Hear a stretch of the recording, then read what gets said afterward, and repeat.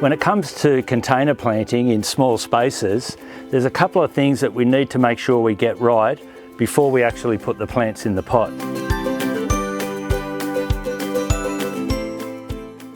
So making sure we've got a nice large pot with good drainage is critical.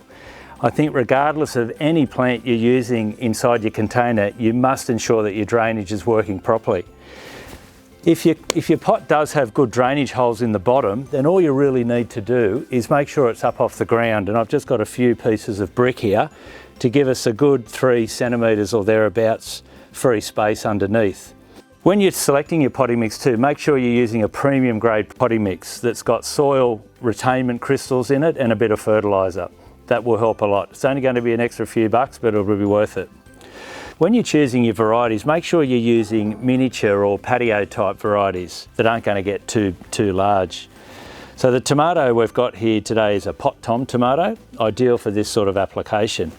We're going to use some mini baby leaf spinach. Now I've bought this in a punnet and there's way too many seedlings here for this size container, so we're only going to use a few out of here. And we're going to use a companion planting technique, so we're going to use a couple of marigolds as well just to fill in.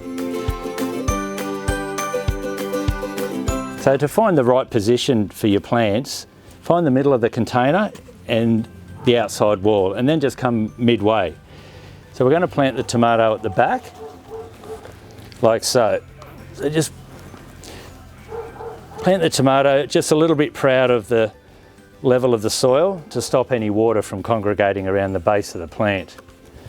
With our spinach, we do have, there we go, a little tap and it's out. We do have way too many plants here for this container. So we're just going to break off a few from the end and place them again just off the inside wall, like so. The last plant we're going to use is some marigolds. So we've got the flowers to go 10 pack here from Oasis, and we're going to use a nice yellow and a nice orange to complete the container.